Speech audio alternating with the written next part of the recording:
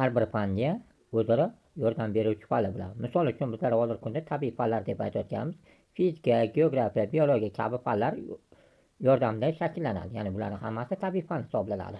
Shu jumladan tarix faniga ham yordamlashuvchi fanlar bor. Ularni biz quyidagicha o'rganishimiz mumkin. Xronologiya, arxeologiya, etnografiya, antropologiya, numizmatika bu fanlar o'zaro tarix ichidagi fanlar bo'lib, o'zaro bular ham bir-biriga ko'mak beradi. Ya'ni yordamlashadi, bir-birini to'ldiradi. Xronologiya fani yunon tilidan olingan bo'lib, xronos vaqt, logos fan degan, ya'ni vaqt haqidagi fan degan ma'noni bildiradi. Voqealarning qachon va qanday tartibda sodir bo'layotganini o'rganadi. Masalan, siz maktab davrini hozir boshdan kechiryapti. Undan oldin 1 yoshdan 3 yoshgacha bo'lgan paytingiz ona bola bu munosabatda bo'lgansiz. Ya'ni chaqaloqlik davri deylik, o'shanda bo'lgansiz. 3 yoshdan 7 yoshgacha bog'cha davrida bo'lgansiz va 7 yoshdan 11 yoshgacha boshlang'ich sinfga bo'lgansiz. Ana shunday davrlarda bo'lib o'rganishda xronologiya ana shunday davrda bo'ladi. Tarixda esa Amir Temur davri, Alisher Navoiy davri haqida ko'p eshitgansiz. Ana shu davrlarni tartib bo'yicha, yillar bo'yicha xronologiya o'rganadi. Demak, xronologiya vaqt, yillar deganda xronologiyani tushunishimiz kerak. Arxeologiya yunon tilidan olingan bo'lib, arxeos qadimgi, logos fan degan ma'noni bildiradi. Qadimgi xalqlarning hayoti, madaniyati va yashash tartibini o'rganadi. Arxeologlar yer ostidan idishlar, qurollar, binolar qoldiqlarini topadilar. Arxeologiya o'tmishni ashyolar orqali o'rganuvchi fan hisoblanadi. Misol uchun sopol idishlar, ko'zalar, qo'ldan yasalgan buyumlar, narsalar hammasi, binolar, uylar, qadimgi uylar hammasini arxeologiya. Demak, arxeologiya ashyoviy narsalar, qo'l bilan ishlangan ashyoviy dalillar orqali tarixni o'rganadi. Etnografiya yunon tilidan olingan bo'lib, etnos xalq, grafo yozaman degan ma'noni bildiradi. Turli xalqlarning urf-odatlari, kiyimlari, turmush va an'analarini o'rganadi. Etnograflar xalqlarning o'xshash va farqli tomonlarini solishtiradilar. Etnografiya xalq hayotini o'rganuvchi fan hisoblanadi. Bizlar qadimdan o'zbeklarmiz.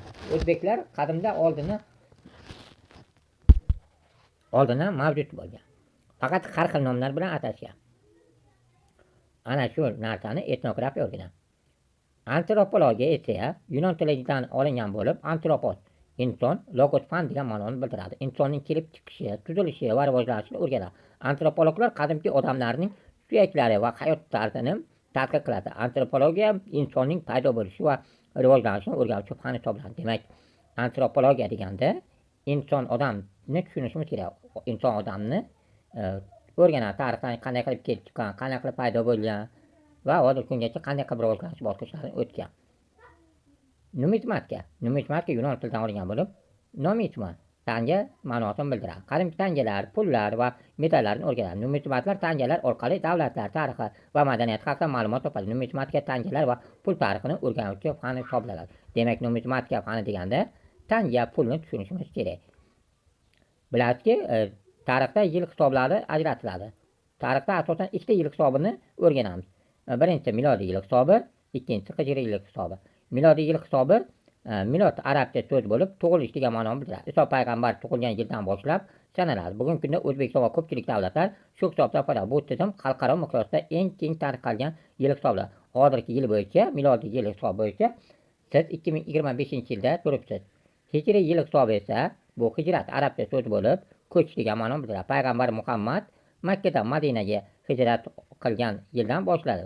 Hijriy yil hisobi oy harakati asosida yuritiladi. Shuning uchun milodiy yildan qisqaroq bo'ladi.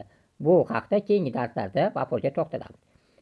Bilamizki, tarixda yana bitta so'z bor. Era so'zini ko'p ishlatamiz. Era lotin tilidan olingan bo'lib, ma'nosi boshlanish, davr, yangi hisob degan ma'noni bildiradi.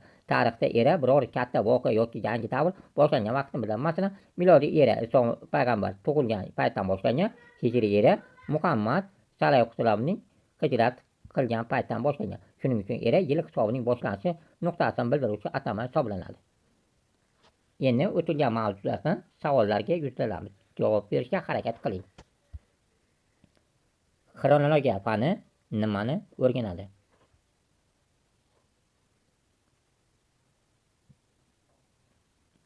Javob: voqealarning vaqt tartibini.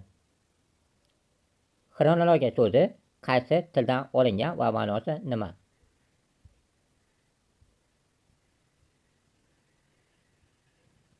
yunon tilidan olingan bo'lib, vaqt fani degan ma'noni bildiradi.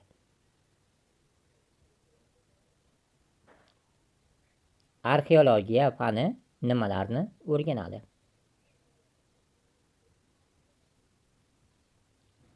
Qadimgi ashyoviy yodgorliklarni o'rganadi.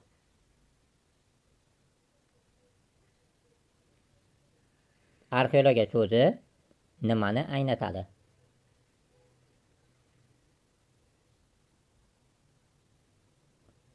Yunon tilidan olingan bo'lib, qadimgi narsalar ashyoviy dalillarni o'rganadigan fandir.